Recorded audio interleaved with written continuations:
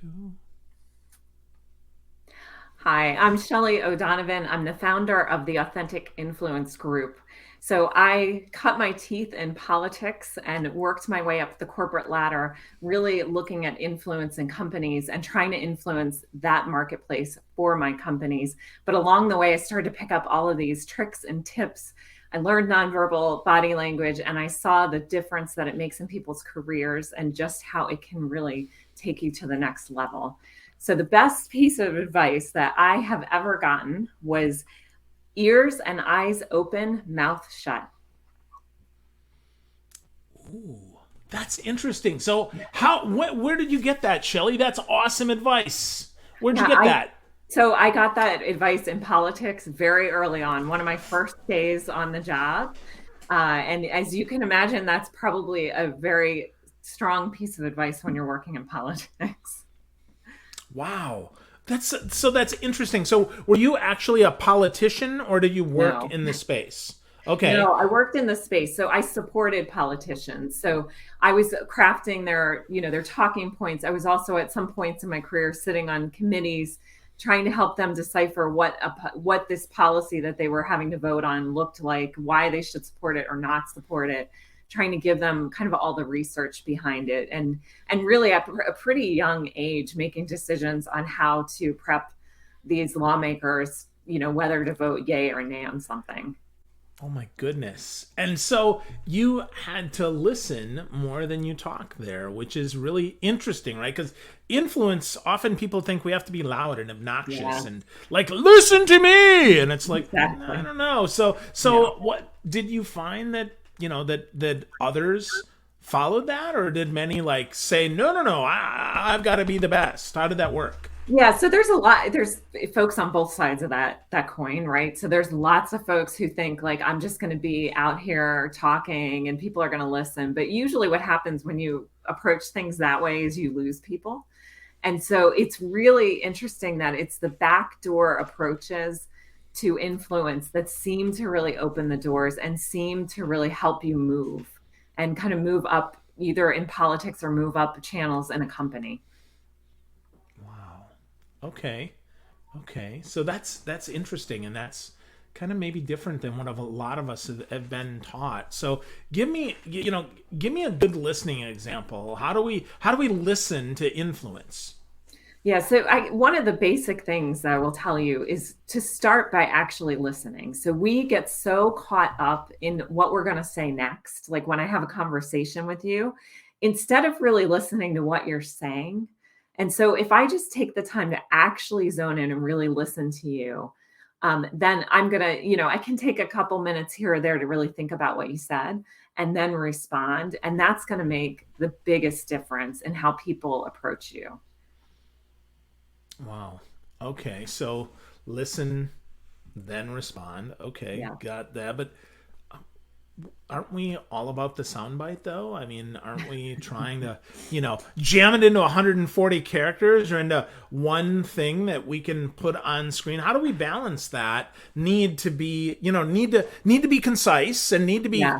quick and deliberate with the need to listen? Yeah. So, and you're right about that. And the one thing I say all the time is how you package your communication matters. So, even in the corporate world, people always say, oh, that person just took my idea. Well, they may have, but they probably took your idea and repackaged it in a way that others understood better. And that's why they're getting more traction with it. And so it comes down to kind of how you communicate, how you package those ideas, how you pull them together. Okay. So is there a formula for that? Is there something that you teach that helps us understand better how we can package our ideas in a more meaningful, influential way? So it depends a little bit on the situation, but the first thing is just not overthinking it, right? Making it very simple. And when you approach someone, really thinking about what they need to know about you or about the situation instead of just trying to kind of dump all the information that you know. Because it's so easy. We just want to like brain dump on someone and tell them like everything and all that we know about a topic, right? Instead of like just telling them what they need to know in the moment. Okay. So, yeah, so less is more in Yes. many cases, right? Less is more. Wow. Okay. Well, that's good for many of us because not everybody wants to share everything out there. But you talk a lot, as you mentioned, about influencing others, and you've got some verbal and some nonverbal cues that we can follow. So let's start with some of the verbal cues that we can follow to get people to engage more with our ideas and with what we're saying or wanting them to do. Yeah, so the first thing is just again listening, but then also just using kind of these listening cues to show that you're engaged in whatever that is and trying to get them to talk a little more. So you can pull them in by using different phrases. So, I hear what you're saying, Phil, but could we try it this way? What just having that conversation that it's really becomes this back and forth. So from a verbal perspective, those are some of the things that you could easily do. Those are simple. Those are simple, Yeah. right? Being more conversational. I hear what you're saying. Not, and then non-verbally, right? Like nodding, smiling. What Yeah. else do we have there at our disposal? Especially as we're more kind of more, unfortunately, or maybe fortunately, more virtual than ever, but more on camera, like all the darn time. Yes. So camera is tough, right? And the first thing is just looking into the camera when you can, really seeing the person on the other side of the screen. I know in a Zoom meeting that's challenging because you might have like 40 boxes of other people, right? But if you're actually presenting or you're the one talking, you want to be looking into the camera when you're doing that. You also want to be showing your hands. So hands are trust signals. So if I don't see your hands and we're having conversation, there's a part of me that feels like there's something just not right here. And it comes back to kind of when we were cavemen and, we're walking down the dirt path and I see Phil and I'm just like, does Phil have a weapon or not? And so I need to see your hands, right? And if I can see your hands, then I know you don't have a weapon. And even though I know that in today's world, hopefully we're not having to look for that. But I still need to know if you and I are going to be friends. And so subconsciously, my mind is still looking for that. Can I see your hands? Are they moving? And it also punctuates everything that you do, right? When you talk and you speak. And it gives us a much more open connection as well. Yeah, well, I always practice my karate on these interviews. That's usually helpful, right? And no, I'm just kidding, but I totally agree with you on that. And it's interesting because I've watched people that are very articulate, but if they don't show me their hands, it's almost like they're just like a floating head, like, Yes. "Woo, where are we going here?" And it's so interesting that you say that. So yeah, caveman. Yeah, no stick here. I'm not going to beat you with a club. So that's good. So what about understanding some of those facial expressions? I mean, do we read too much into that or not enough into that? And what are some ones that we need to maybe be aware of that we're doing without even thinking about it? Yeah. So body language is really interesting, especially facial expressions. And the reason is because we leak so much information from our faces. And so if you can start to really read people, then you can pick up things. So I can certainly pick up if you're happy, if you're really happy and smiling. So there's the fake smile, which is, somewhere here. And then there's like the real smile. And so for someone who's really smiling, you can see it here, like in the sides of their eyes, and their eyes are going to crease. And that's how you know. So even under a mask in today's world, you can still see when somebody's really happy. And so that's really pulling through. So looking for that fake smile, though, could be important if someone says, do you want to work on this project with me? And there's like a fake smile, maybe that gives you a cue that they don't want to. The other thing you can look for is contempt, which I think is the most easy to spot, and also the micro expression that is the most misunderstood. So it is kind of a half smile. I don't even know if I can do it here, but and it really shows that I don't like what you just said at all. Like I'm just some disgust there, probably. I'm not happy about it at all. But the problem is that most people think it means like, oh, that's kind of okay. But it does not mean that. Like it's definitely something like, oh, whatever Phil just said, I didn't like at all. So what So do we do with that, though, Shelly? What do we do with that? If somebody's got yeah. contempt for our idea, right? If I like say, Shelly, I'm gonna interview you on the moon tomorrow, and you're like, the hell you are. I mean, do you call me out on that? I mean, what So do I do if I notice there's so you contempt? might do it gently. So certainly if it's something where you're like, I don't even care if she meets with me on the moon tomorrow, right? Then you might just let it go. And then you kind of know that I'm not really interested in doing that, right? But if you really want to get to the bottom of like why I might feel that way, then you start to ask some questions, and you can pepper in some really good questions like, oh, you know, so tomorrow when we meet, like, do you think that we should, meet this way, or should we have the interview in this format? And just continue to try to peel back and get more and more information. You can, and depending on the relationship, right? If we were really good friends, like I could totally call you out on it and be like, Phil, I saw that you're not happy with what I just said, right? But it depends. Can't do that with everybody. And certainly in a business setting, that's often not appropriate. So it's just peeling back the layers, trying to get more information. Cool. Cool. I like that. I think that's good. And one of the interesting things you put in kind of your pre-call is, Yeah. that we can teach people how to become a human lie detector. I'm going to guess those creases in the eyes certainly help, and the viewing of contempt, but what else can we look for Yeah. to kind of become a better lie detector? Sure. So lie detection is a really robust science, and there's a lot of robust science behind it. So we are lied to 200 times per day, if you can believe that, which is insane. So it's about 2 to 3 times per 10-minute conversation. So, it's incredible to think that in this conversation, we've probably put through some lies too, even, right? But I call that out so that people know that everyone does it. So it's human nature to lie. And there's all sorts of lies. There's like the little white lies that, you tell me that, my frame looks good on the camera or whatever. But then there's like the real zingers, right? The real big lies. And then there's also lies that you might tell yourself to kind of either make yourself feel better, or you might tell somebody else just to kind of rapport build. I like your bracelet at a networking reception or something like this, just to build that rapport. So the context of the lies. But lie detection is really involves science. And so most people have about a 54% accuracy rate on detecting lies, which is pretty bad when you think about it. So it's only a little bit more than like the flip of a coin. But once you learn how to become a human lie detector, you can get that up to about 90%. So the first thing that you do is you baseline someone, which means you're taking in a lot of information about what is in their baseline, kind of what they actually do in order to just communicate naturally. So how do they typically communicate? And then the next piece is you start to look for certain cues. And so there's statistically things that liars do, but you're also just going to look for them to make different, different micro expressions or different cues. And so there's a whole process behind that we teach, and we can walk somebody through, but this becomes really important, certainly in the business context as well. Wow.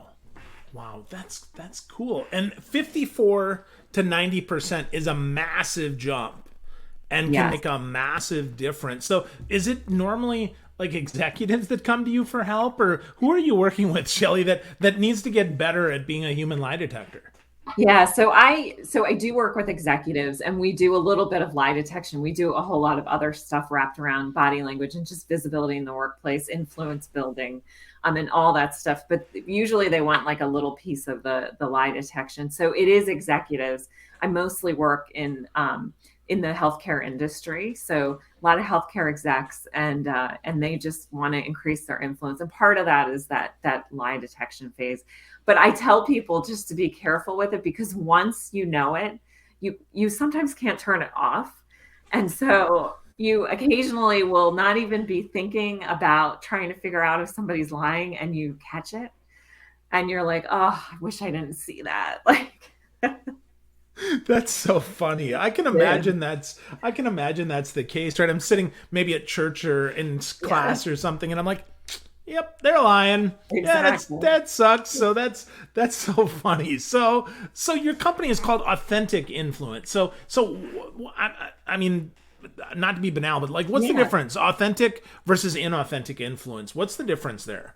Yeah. So I really try to help people uncover who they are essentially, and you use all these tricks and tips, whether it's nonverbal language, whether it's um, visibility in the workplace, to help them to still be who they are at the core and still be influential. Because Phil, you're going to influence a very different way than I am, and that's okay. And it's only really going to work really well if we figure out exactly what that is for you, right? If you try to influence the same way I do, it probably isn't going to work, and it's going to be challenging for you, and you're going to be stressed out and you're going to be frustrated, and it's just not going to work. So what I do is I try to work with them to really uncover the things that work for them, what they're comfortable with, and just try to take them up to the next level. Cool. Is influence measurable? I mean, how do we know that we're Yeah. becoming more influential? So there are a number of ways, like certainly you can start to see it because you see that people react to you a little bit differently than they did. Those are like some of the early cues, but usually when I work with folks, the biggest cue is usually that they make a move in their career. So they're stuck at like manager, director level. They can't get to the next level. And 6 months go by and eventually like they do it. They move up to that next level.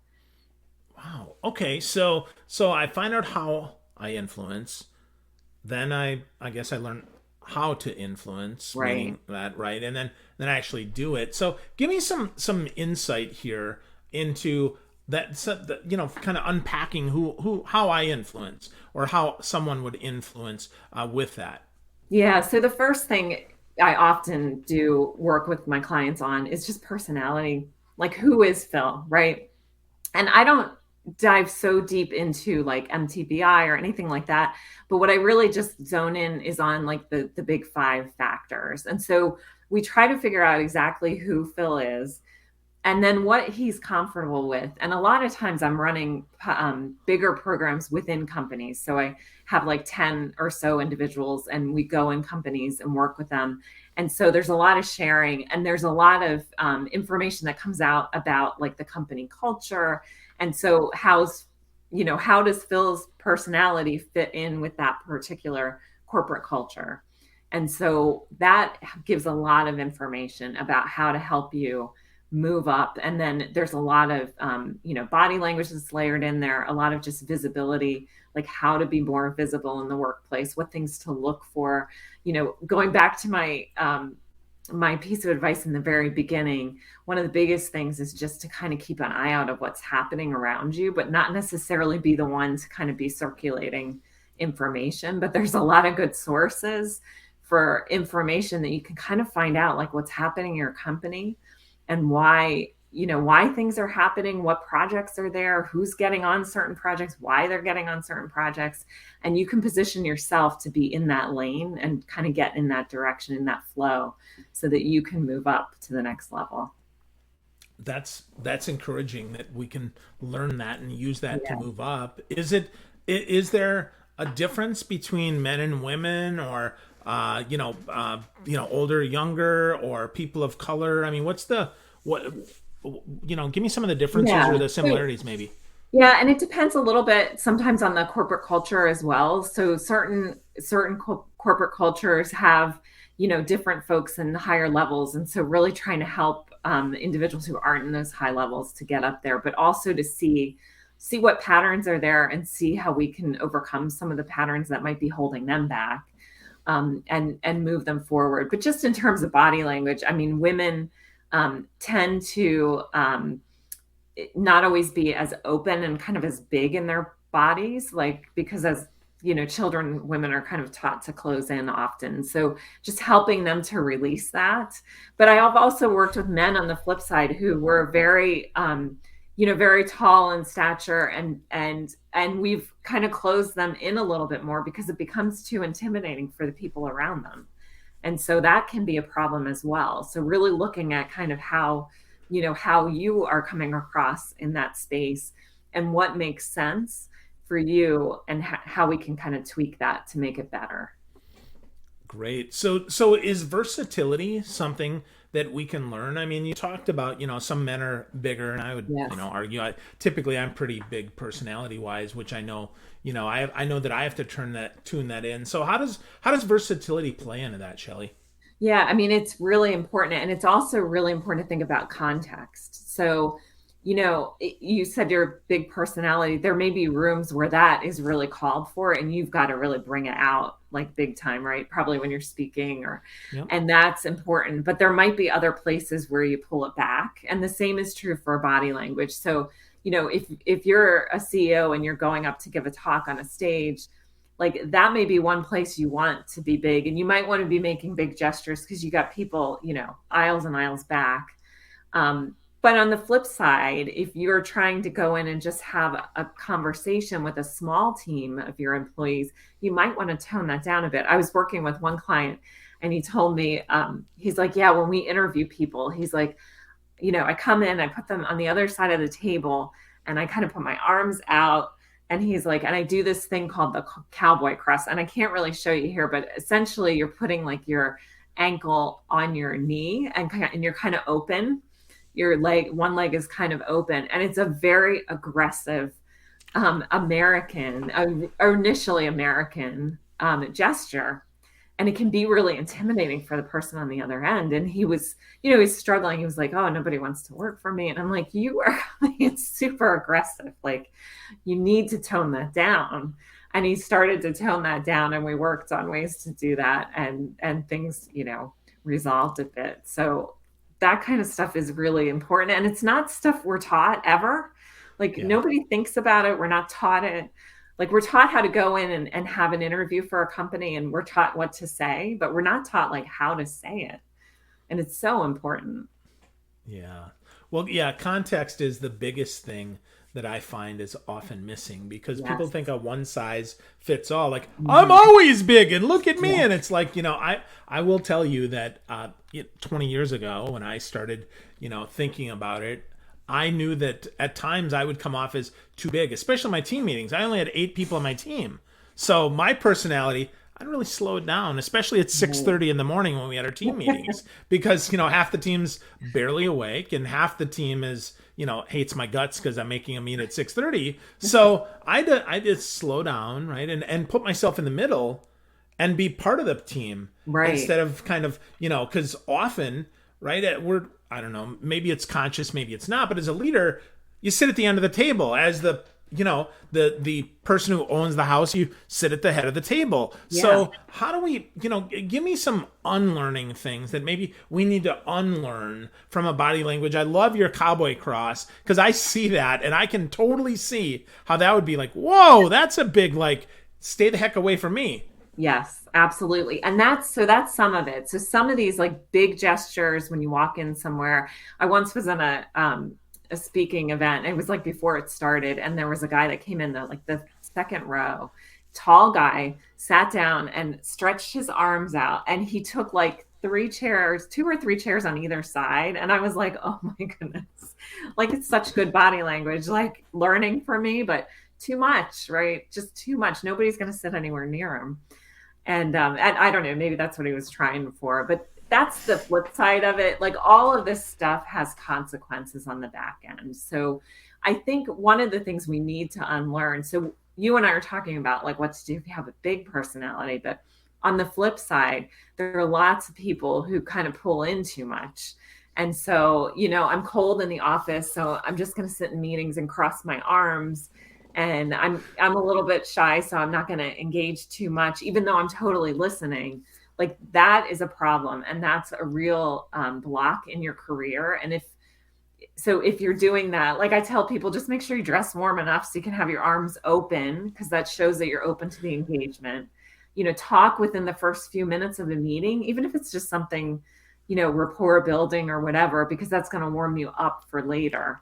But all of those things become really important. So for women, especially, like opening up that body language, because we're really taught to do the opposite, and it's not good for engaging with people, and it's certainly not good in the business world. Good. So Yeah, so dress warm and Yeah. open up a little bit, not overwhelmingly open. Don't be Yeah. like the guy in the front row or the second row Exactly. stretching out, unless you're on an airplane, in which Right. case you don't want people to sit next to you. That might work for you. So Yeah. that's And pretty funny. well, and the other thing is so nervous. So when we get nervous, or sometimes if we get bored, we start to do certain things that really are distracting to others. So we might be like, rubbing our shoulders because we're distracted, or like touching our neck or something. Like that is all kind of nervous behavior that you want to try to pull back.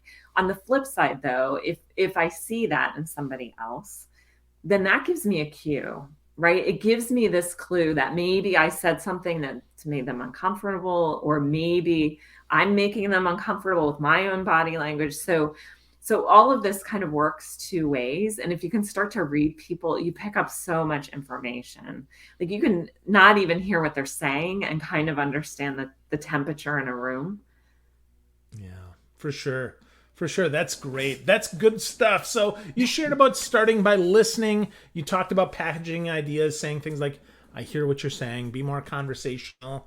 And then you taught us how to be a human lie detector and how to pay more attention and be more intentional with your Yeah. context and what's going on, and that it goes two ways. So if folks want one more tip here, Shelly, one more thing that they could use or where they should get started. Obviously, I know you said about listening, but what would that be if you're to leave them with anything? Yeah. So the one big tip that I would say is to really tape yourself, film yourself sometime, whether that's in a Zoom meeting, and just see what you're doing.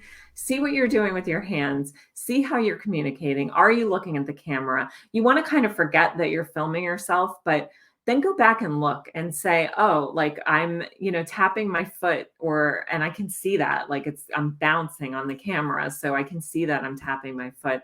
And then going back and kind of taking those things out, it's going to make your communication that much more impactful, and it's going to give you the key information that you really need in order to take your career to the next level. Awesome.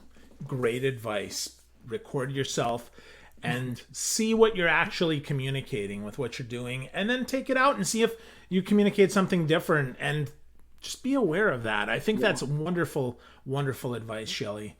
Good stuff. So if folks want to get more connected with you, if they have more questions, if they Yeah. want to know more about body language and context and how this all matters and plays together, where would you send them? Yeah. So you can either find me on LinkedIn. I put out a lot of videos on LinkedIn. So Shelly O'Donovan, or you can track us down at our website, authenticinfluencegroup.com. Awesome. Awesome. That's great stuff, Shelly. I so appreciate that. So much value here today for folks. And, 54% accuracy. Most people think they're better than that. So Yes. you can improve, and you're lied to 200 times a day. I'm not lying now when I say, Shelly, thank you so much. I really Thank appreciate you. the time and the insight. This was great. Great. Thank you. It was fun. Yeah, for me too. Thank you.